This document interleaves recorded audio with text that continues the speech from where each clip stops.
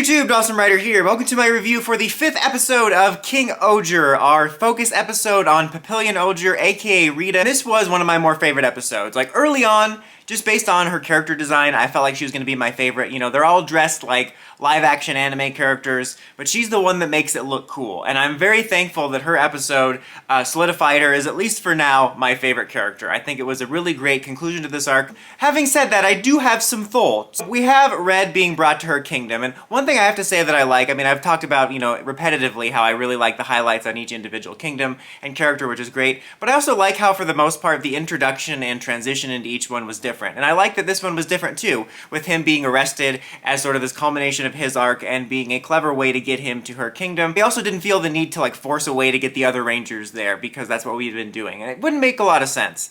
But when we get to her kingdom, it is a very different kingdom, and I would say it's the kingdom that's highlighted the least, just because there's not as much to highlight compared to the others where we get to know a bit more about the culture and the people there, because the people there are different. It's much more of like a prison kingdom where people go for judgment, and they're either in prison or they had been imprisoned, and it's a community that doesn't like their ruler very much because she's the one that has to pass judgment, which is a really interesting sentiment, and I think really leans into her character in an interesting way, which I'll get to in a second. But it also allows Red to gain an appreciation for her right away, knowing that she bears this heavy weight. And so we do get to highlight it, don't get me wrong, and we do get a feel for the kingdom and the aesthetic and all that like usual, but it's very different and a little bit more brief because there isn't as much details to highlight. I really do like the kingdom a lot. I love the aesthetics of it. I think it's, despite it being kind of a sad place in a way, it's very beautiful. I love like a winter aesthetic, and so the shots we see are very beautiful. Even some of the interior is really cool with like this clean cold white and then this purple that contrasts it.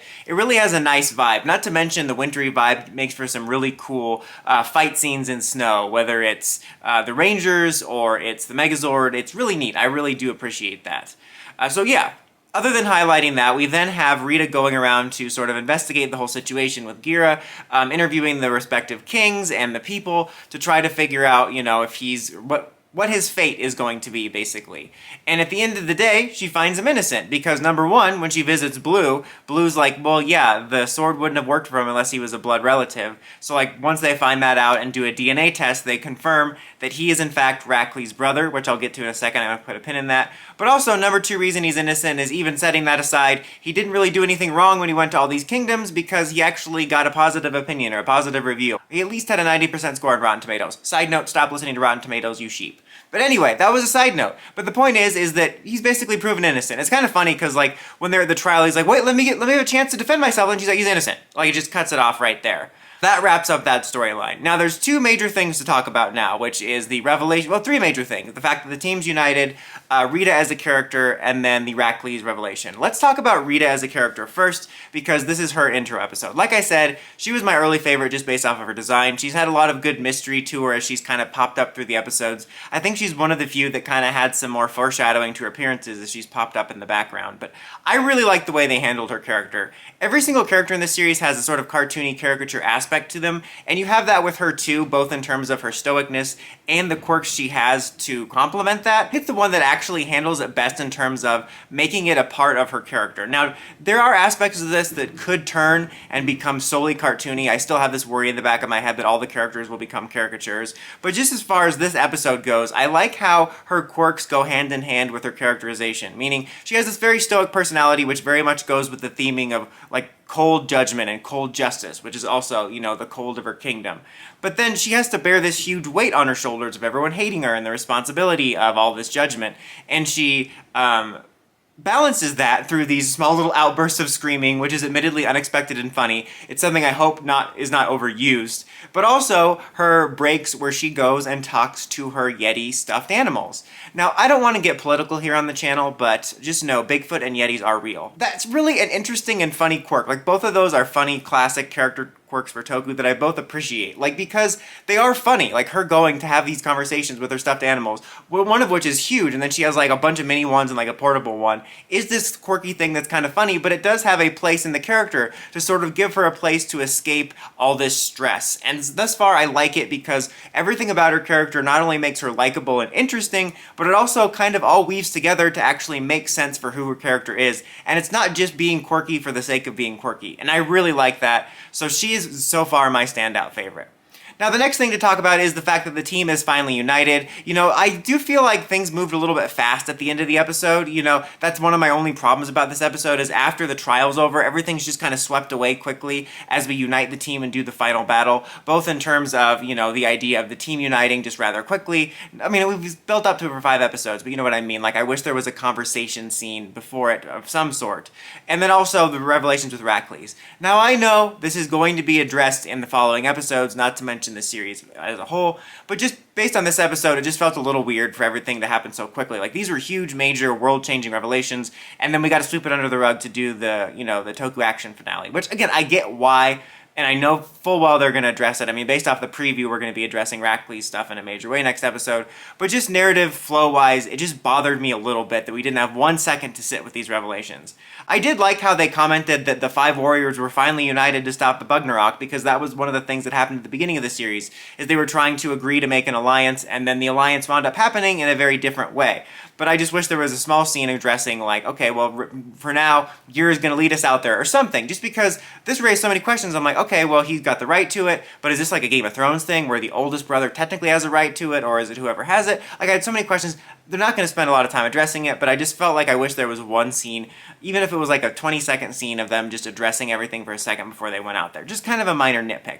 Now, one thing that is nice is they got rid of the opening again this week to make room for plot, which I always approve of, because the openings aren't my thing. If they got rid of them forever, I would be happy to just make room for more narrative. So I was happy about that, and I like that we've actually seen that more this year, that when they need more time, they will take the unnecessarily long openings out to have more narrative time. It's cool to finally see the team together. I'm excited to get more team-based storylines, even though I love the unique structure of Dom Brothers and being able to focus on a couple characters and not necessarily always see everyone, which is something we've done in these episodes for Kingohger as well, and I hope we continue to do. I am looking forward to maybe getting some more stories about the 5 characters together and their interactions, as I feel that's been a little bit missing in the last couple years. You know, Dom Brothers, as much as I appreciated the uniqueness of it, it wasn't until the very end we really got some stories of all 5 of them together.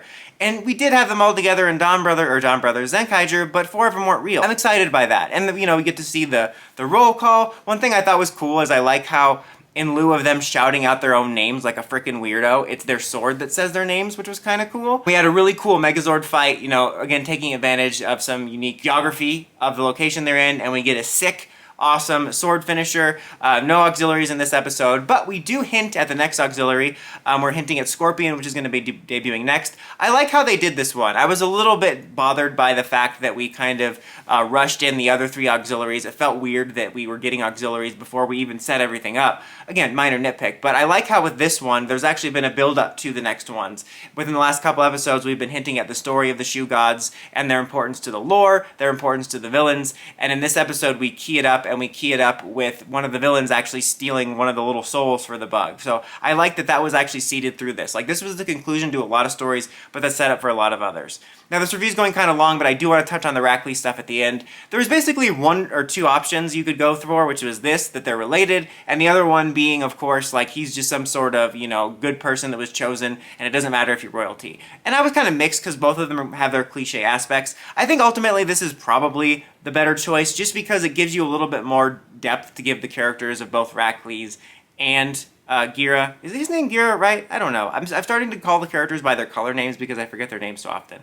But for this review, he's going to be Gira, or Giru. Get it? Got distracted. I find it very interesting, though, the way it was revealed. If he was his brother, I assumed either he was given away as a baby for some reason, or maybe he was like a bastard child, who knows? Maybe they were like, oh, you're a bastard, go to the wall. Something about Game of Thrones. Anyway, or like they didn't know he existed. But not only did Rackley's know he existed, but he was like, they were both old enough to remember each other. Like, I know your memories aren't really that good when you're that young, but I'm kind of surprised that with how old young Red was, that he doesn't remember anything. I mean, part of the reason they found out that he was telling the truth was because he remembered this dessert dish that he had had apparently at the kingdom.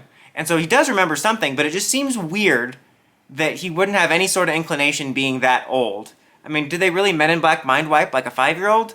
And it raises some interesting questions about Rackley's, who also, side note, the casting for young Rackley's was perfect.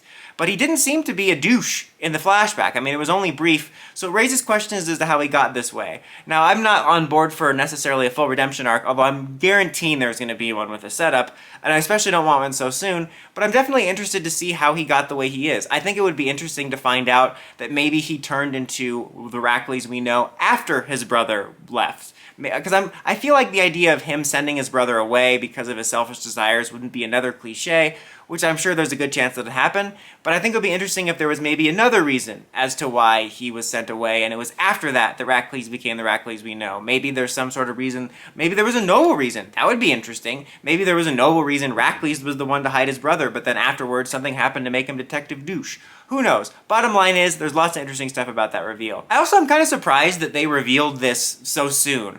I didn't necessarily expect it to go until near the end of the series or the end of the series, although I've certainly seen other Sentai series and of the like wait till the end of the series. But I thought it was going to go on for a little bit longer with the building mystery. So in a way, I'm kind of glad though. Part of me would have liked a little bit more build-up because I love me a good kind of guessing game mystery. But on the other hand, it's nice to get it out of the way and make room for new stories.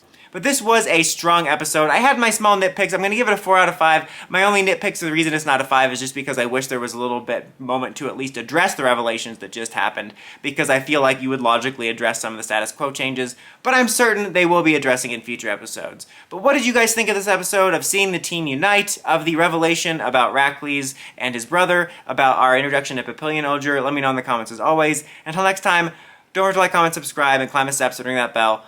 See you notifications for my videos. Dawson Ryder, signing out. I also am kind of surprised that they revealed this so soon. I didn't necessarily expect it to go until near the end of the series or the end of the series, although I've certainly seen other Sentai series and of the like wait till the end of the series. But I thought it was going to go on for a little bit longer with the building mystery. So in a way, I'm kind of glad though. Part of me would have liked a little bit more build-up because I love me a good kind of guessing game mystery. But on the other hand, it's nice to get it out of the way and make room for new stories.